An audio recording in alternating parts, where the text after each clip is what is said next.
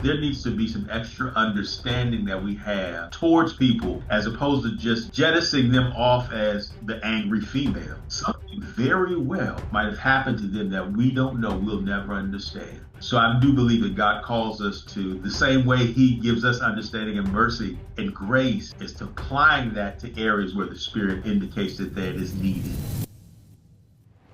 Well, hello, everybody. Once again, welcome to the Audacious Faith Podcast, where we believe that God put us on this earth not just to exist, but to make a huge difference in the world around. I love to talk with people that God is using to make a difference, and a huge difference, important differences, changing lives, because it's good for us not to just look at the status quo when we see things in the world that aren't right and just let them go and say that they're okay.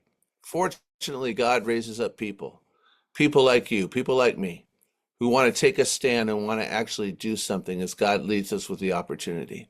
I have a great guest today who's doing just that. His name is Daryl Dudley.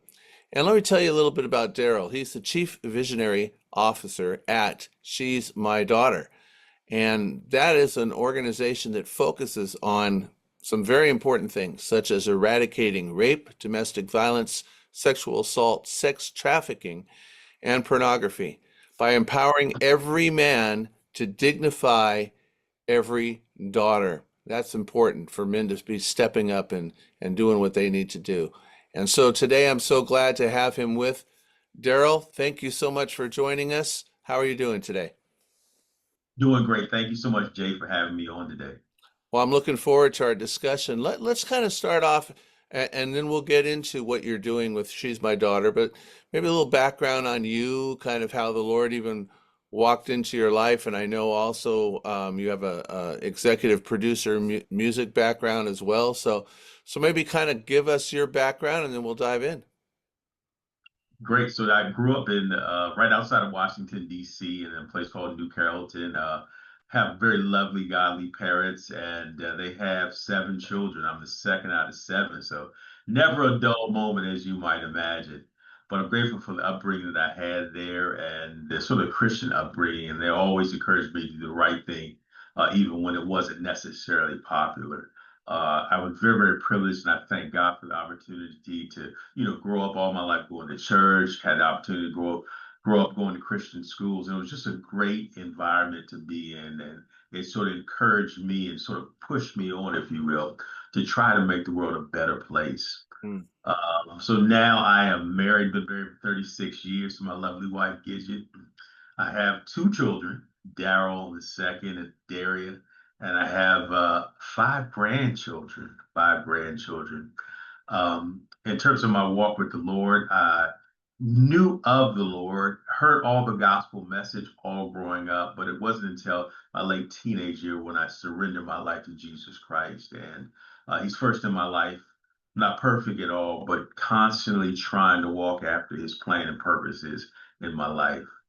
And so when I was growing up early on, my mother encouraged her three oldest sons to take music lessons. I absolutely hated to take music lessons. I Yeah. think I went through probably three to four different teachers because I would never practice. But when I was 17, I got a hold of the right teacher. He really spurred my energy on about music. And I decided I wanted to, take music as a profession. So I went to University of Maryland to study piano performance.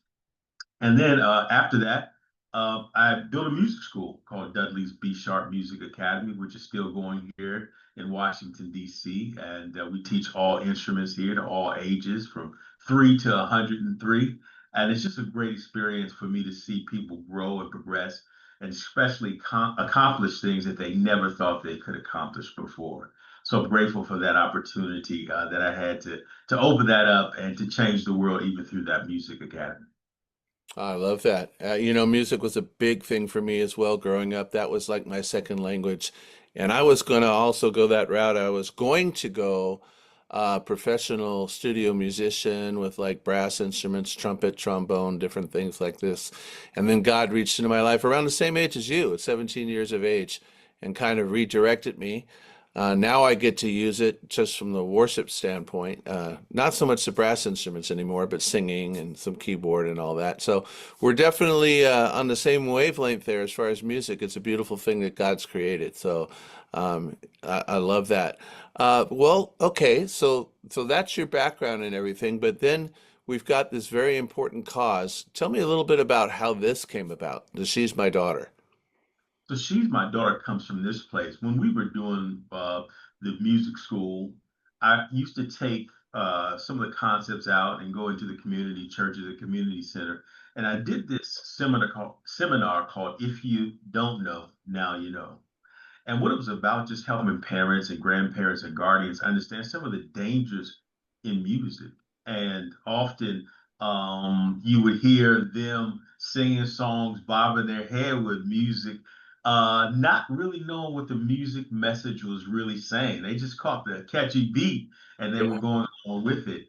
And so, in doing that, I found out how much misogyny and violence there was against women in music that has been pumped into the ears of young people and older people alike over and over and over again. So much of the music was audio pornography. And then through that, the Lord just showed me how valuable the women are in all of our lives. You know, we all have a mom, whether she's alive or not. Most of us have sisters, and certainly us fathers have daughters.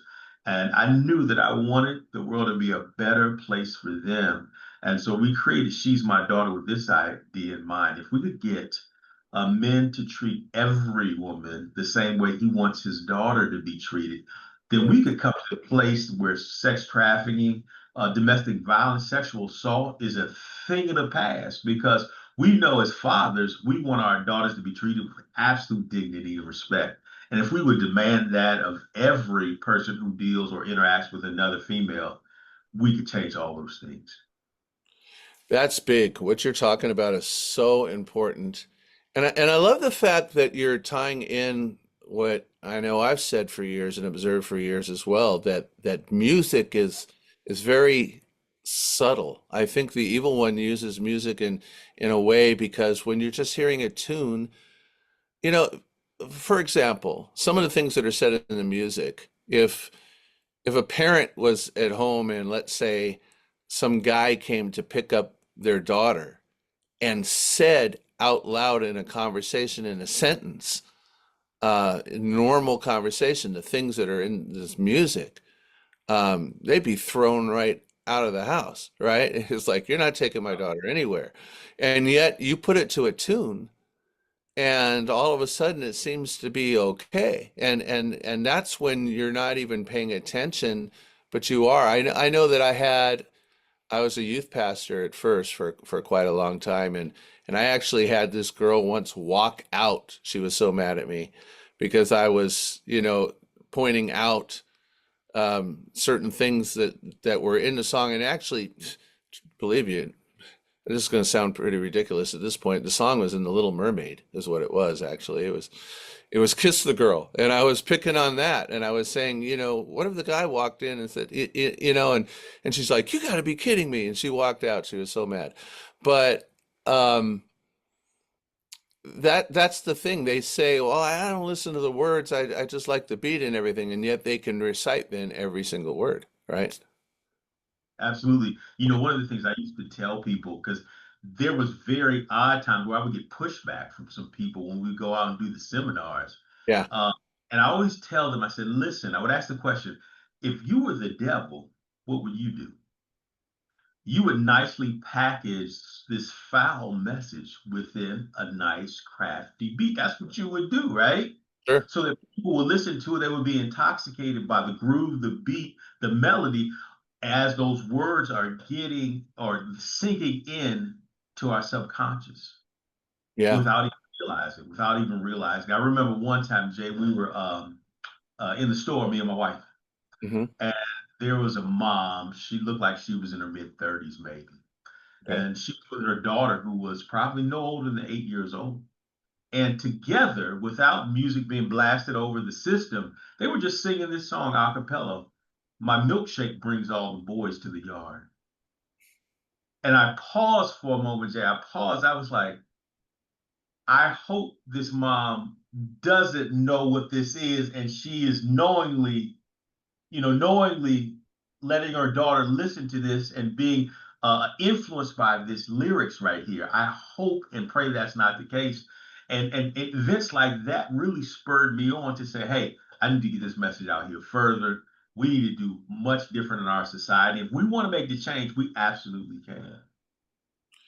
Yeah, I mean, you see the whole thing pervaded in the music, which is horrible, and then some of the movies and everything and the way that things are portrayed. I know that it's funny with this because I was doing some coaching. I've been a basketball coach for many years, girls basketball. And I was coaching out at one of the local community colleges as an assistant coach, and we would go to tournaments, and so I'd drive the van with half of the team in there, and I had the younger ones on the team.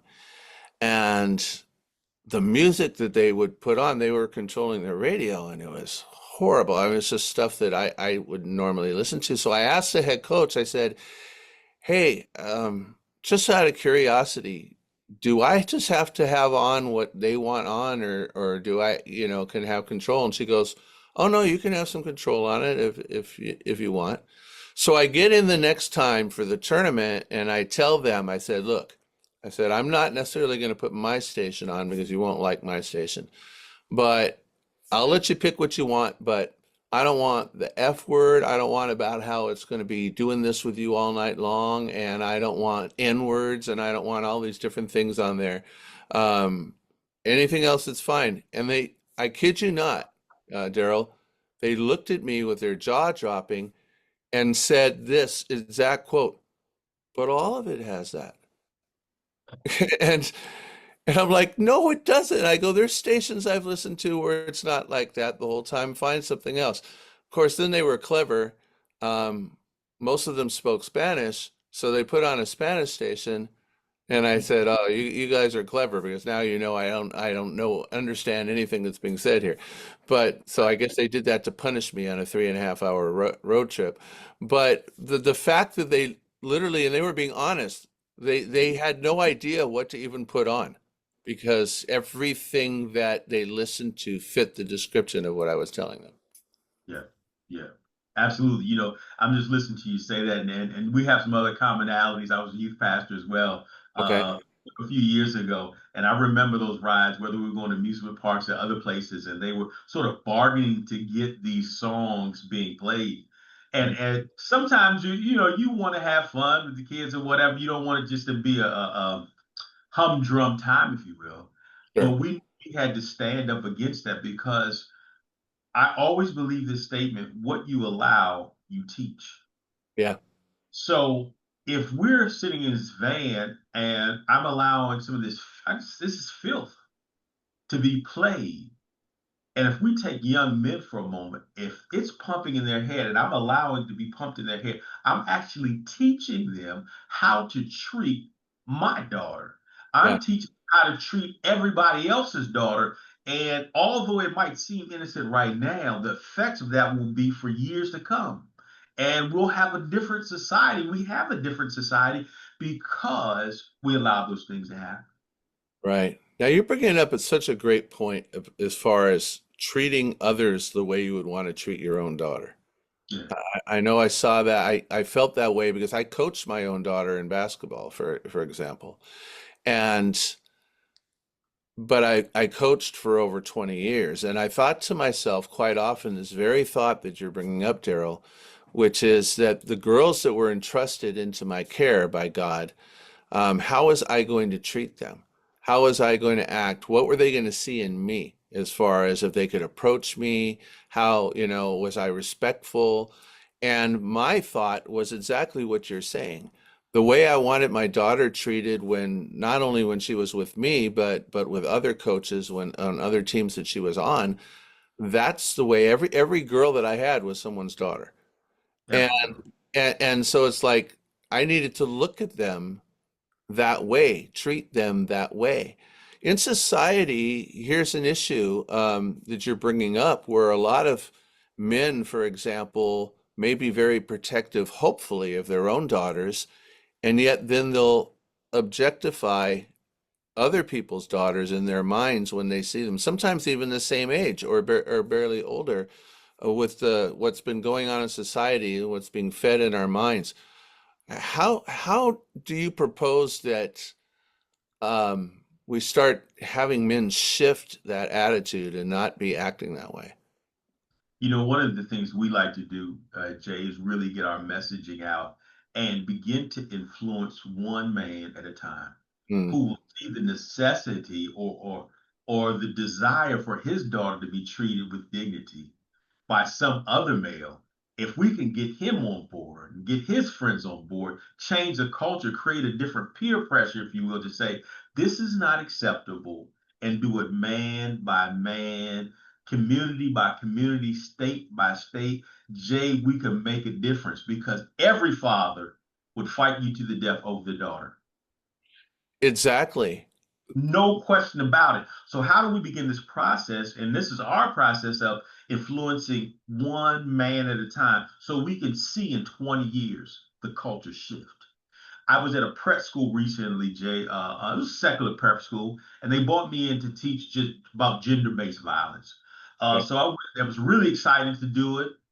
And one of the stories that I brought up, which had just happened previously, this was about 2 years ago, is that the Olympic Committee was coming to LA. Mm, So LA, with all its social problems and homeless and everything like that, they began to clean up the city in about 3 weeks. So it looked completely different. So they could present themselves as a city where the Olympics would want to come to. right. And I brought that up to these teenagers. I said, listen, do you think if we really wanted to end violence against women, we could if we put all of our effort to it? Without a question, they were like, absolutely, we could. We just haven't put the energy to it. So for me, I know we can't make this big, grandiose movement happen in 1 week, but man by man, podcast by podcast, social media post after social media post, Right. we can create a revolution where we say, no more. No more. No No more. more. So that starts, as you said, one man at a time, stepping Man. up.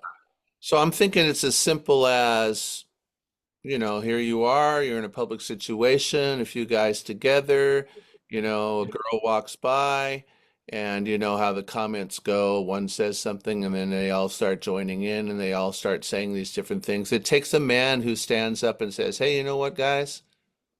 That's not the way that we should be." That's what you're talking about, right? One man at a time Absolutely. that just basically says, "No, we're not going to look at someone completely like." I mean, obviously people are humans, but there's still a point where you say this is not okay, and it takes somebody standing up instead of just joining in, like often is the case. Absolutely. One of the things I like to look at, Jay, is sort of cultural shifts. I like to study those. And we all know, very many of us know about the cultural shift that happened in New York City in the 80s and 90s. People were afraid to go to Manhattan, right? This wealthy place, right? This financial center of the United States, if you will. Hmm. But they needed to clean up the crime because all kind of pickpockets were happening and violence, people getting stabbed, assaulted on the subways. They studied the reason it shifted was because they began to look at the smallest crimes Hmm. one by one and deal with those smallest crimes. The smallest crime that they found was kids and adults hopping over the subway turnstiles. They stopped that crime right there, which began to give out this message New York City doesn't allow crime anymore. Mm. Over a period of 10 to 15 years, New York completely turned around to in the 2000s. It was this very, very welcoming place. But they traced it all back to these one small effort of stopping jumping the turnstile without paying for your metro fare. All cultural things start like that. One of the challenges that we have is that we want things to change immediately. I always say that our goal is that women should be able to move about the world without fear of violence. Can't snap my fingers to do that. I can't pay $1 billion for some cultural shift to happen. but I can start within my sphere of influence with brothers and men and say, hey, listen, let's our group take a stand wherever we are to make sure women are dignified. Amen. Amen. So let's talk about some of these areas then that I see here on your bio when it comes to She's My Daughter. And let's maybe set the record straight for some that are out there that might wonder, oh, are some of these things gray areas or are they not gray areas? We'll start right off with the thing. Rape. Obviously, now that should be pretty obvious. I mean, let's face it. When is that acceptable? The answer would be never. Never. Absolutely. Never. Never. Ever. Yeah, It's the most violent things that can happen to a human being and create this sort of scenario of PTSD that they carry with them throughout their life until they die. sure. Yeah, absolutely. And sometimes this doesn't, we may be thinking of women that are already of age, but often it's not. Often it is not. You have kids being sold into these situations and kids being raped. You have Jay. You have senior citizens in senior citizen homes, 90, 80, 90 years old, being raped. Can't do anything about it. So basically, the stronger imposing their will on the weaker. That's what it is. The ways of the world, over and over in different ways, shapes, and forms. Right. And so to do that, even though one might have the power to do that, is to totally really hurt somebody very deeply. Absolutely. At what age? Yeah, so this would be a no-go. And so if there's a part of us in society that says, oh, well, this was deserved, or, this person asked for it, or this person shouldn't have put themselves in that situation. I mean, still, it's never, ever in any way acceptable. And I think that's a standard that everyone needs to agree on, right? Uh, Exactly. let's move on to things that maybe not everyone agrees on as much. Domestic violence, for example. Should a man be hitting a woman? Should a man be forcefully, you know, treating and manhandling around a woman? When would that be acceptable? I mean, in some people's, Never. yeah, in some people's minds, oh yeah, it's acceptable. I got to keep her in line. That's not the order that God has set up in any way, is it? Not at all. We look at the picture of the creation of women, right, in the Bible, and what they came out of our rib, right? They're out of us, if you will. If Right. you look at the beauty of how God describes women, even in Song of Solomon, right, in various ways, how she's royal, princely, if you will. That is valuable to God. It should be valuable to all of us at all times. Yeah, in fact, God created women as a beautiful gift. Beautiful gift. Yes, absolutely. And so to disrespect in that way, I mean, it's not anything that God ever gave us authority to do or even would want us to do in any particular way, right? Whatever, right? So this thing about, slapping around or pushing around or forcefully, I mean, it's not biblical, it's not of God, it's not correct. So it would never be. Sexual assault, of course. I mean, it's just never acceptable. Now let's talk about this one. And this one really grabbed a hold of me. I've heard about it for a long time, but I think it's when I went and saw the movie Sound of Freedom, when you're talking about sex trafficking. And that movie, quite honestly, was I'm assuming you saw it. That movie was extremely difficult to sit through. But even though it was done as tastefully as they possibly could have done it, and it wasn't that they did it in any disrespectful way, they did it in a very realistic way, and that's why it was so difficult to understand. Can you talk about sex trafficking and the horrors of that and the reality of that today? Because a lot of people don't realize that. They don't realize that at all, especially here in the United States, Jay. Uh, um, it's just become a household term, maybe in the last 5 to 7 years, really, in the United States. We used to consider it something that happened in Eastern Europe, based on movies by Liam Neeson, right? Right, those movies Sure. that where the human trafficking happened, or we would think in other continents, in other places. But it is going on every single day in every community, rich and poor, here, even in the United States of America. The statistics are astounding.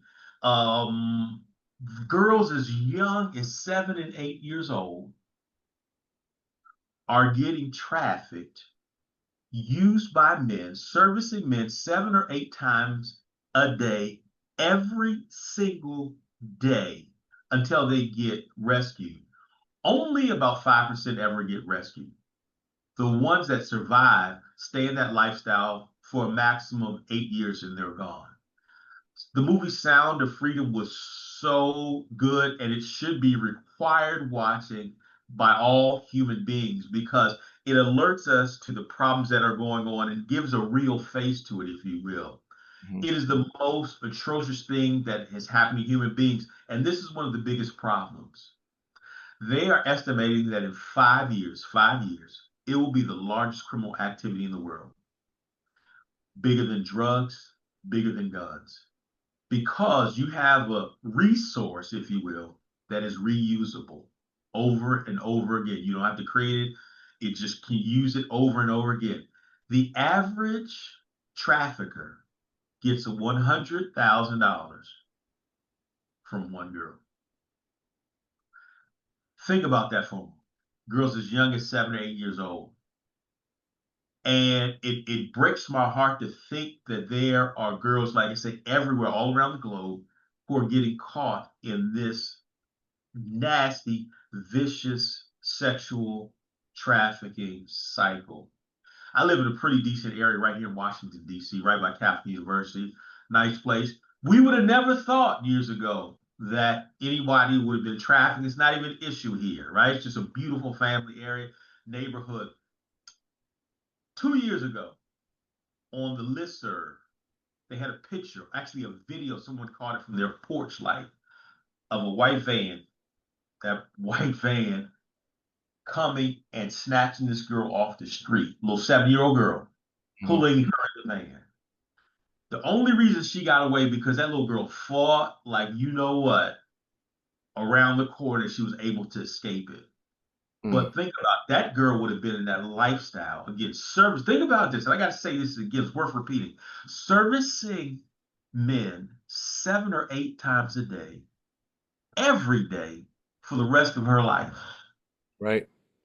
Right. And when you think about that, for any parent out there right now, for any grandparent, for any aunt, for anyone who's ever had anyone in their family that they've cared about, um, think about that little girl that is in your family and having that be their life on a daily basis, right? That's when it gets personal. That's when it gets personal. It's easy, as you mentioned earlier, Daryl. I mean, you think about, well, that's something that happens elsewhere. That's something that happens in other places of the world. But even so, but, and that's bad enough. But yeah, a girl could be just out on the street. I mean, as a kid, I used to ride my bike. I used to play. I used to go around, and my parents didn't have to watch me every second. Just think about, children just trying to be children and then Just being trying to be. launched into that being the rest of their life, which eventually is they're going to die in that. That something's going to happen. They're either going to be killed or they're going to kill themselves, probably from just the anguish. I'm assuming that happens as well in these situations. Absolutely suicide all the time, all the time. It's real, really big amongst that community right there.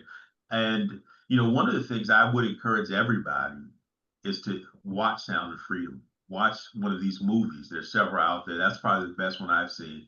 But also to go to when you see survivors sharing their story, to go talk to them, shake their hand, look in their eyes, Hmm. listen to the pain that they absolutely went through.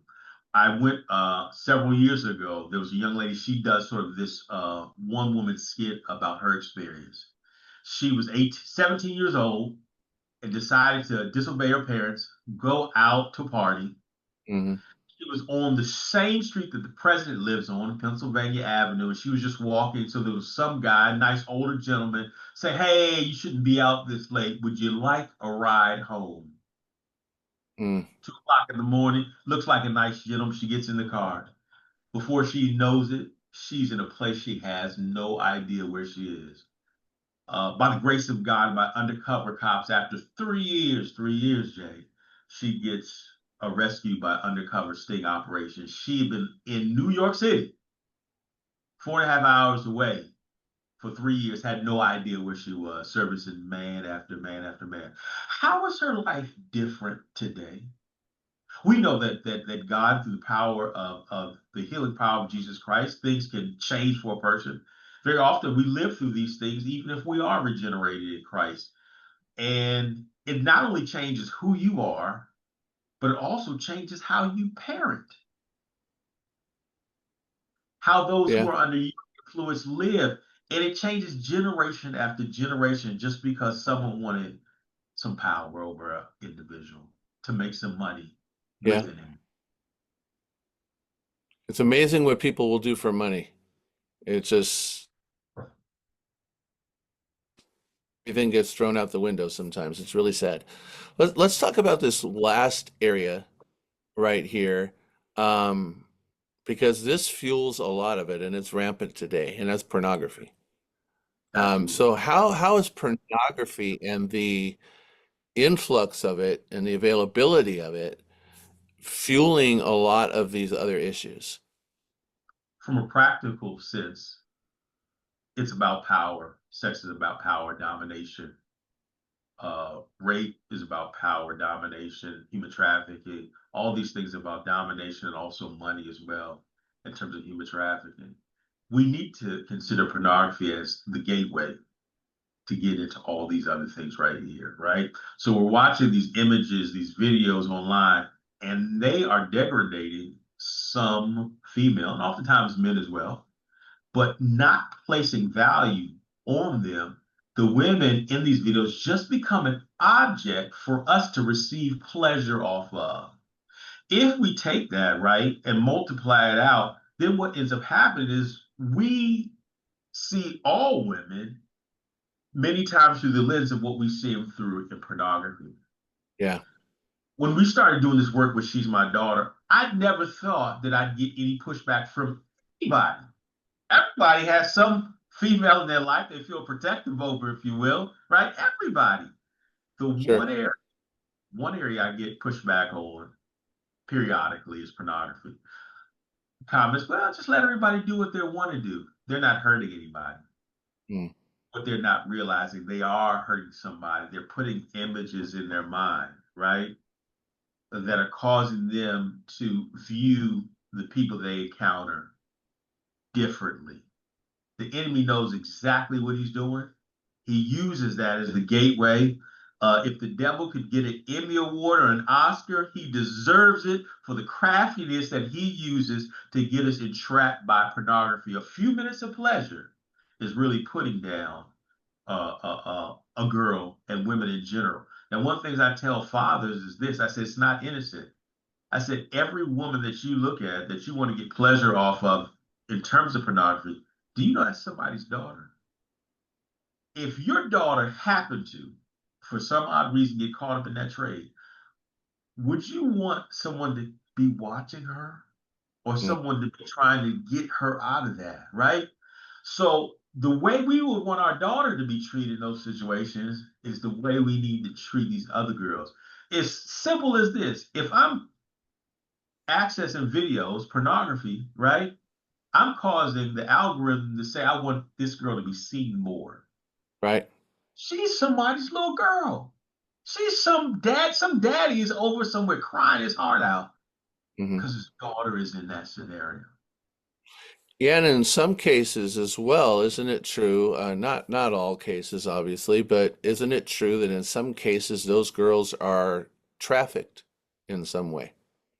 Absolutely. Traffic. The only difference is the traffic is they're just, not of their will. doing these things right here. Hmm. Now, and very often they are being trafficked right there, and they are in that lifestyle, and there's really nothing they can do about it. I mean, you're in a situation where you got a pimp. He's having you go out day by day. He's supplying you every need. Often you have no idea where you're living at. You don't know. You go run somewhere. Where you gonna run to? Right. Outside, right? And very often they have these networks that look out for one another. So it's just a nasty cycle, a vicious cycle, a deadly cycle.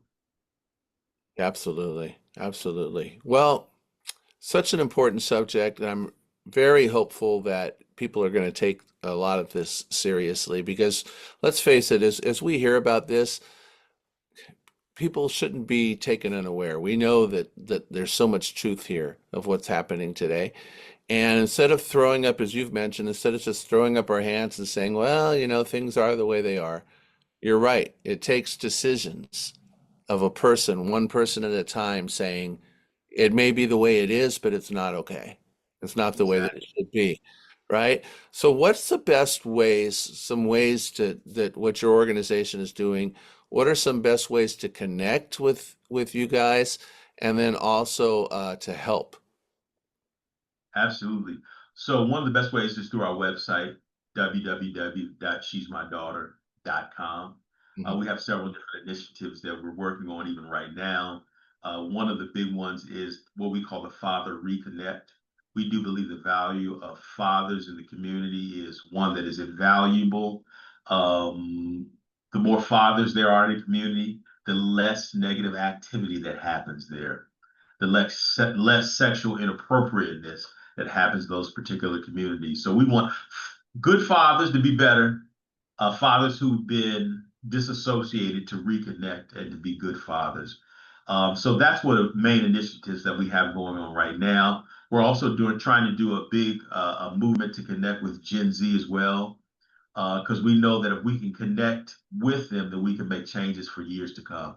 But shesmydaughter.com is the way to connect with us. And one of the things I would tell everybody that in your own community, wherever you are, encourage men to stand up for the absence or the eviction of violence against women in any way that they can, in any way that they can. Because when you stand up for your own daughter, you're standing up for daughters around your community and around the world.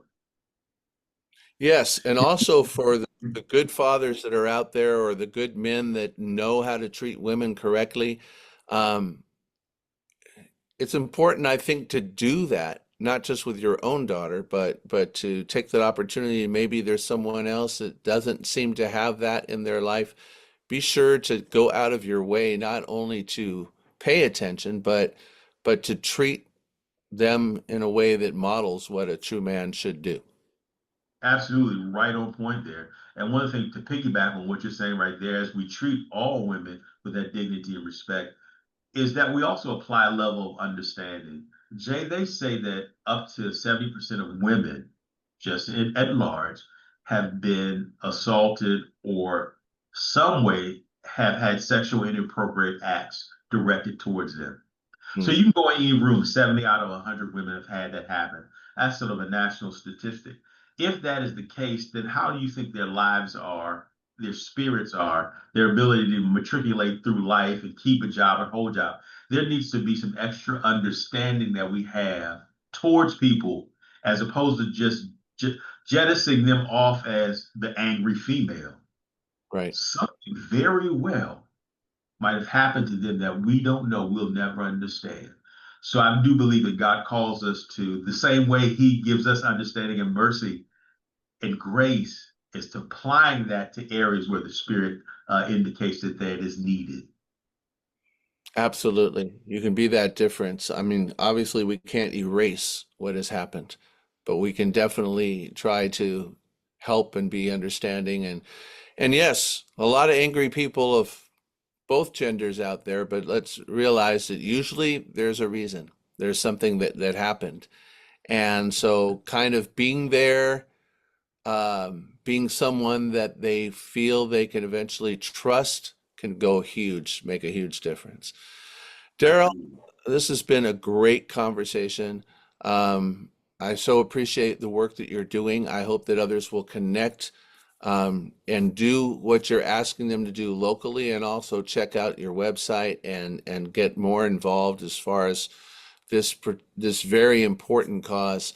You're right, one person at a time. We can make that decision. We can't control everybody, but we can make the decision of what we do every single day. So God bless you so much, and I'm hoping that we'll talk again in the future as we see some developments of what's happening.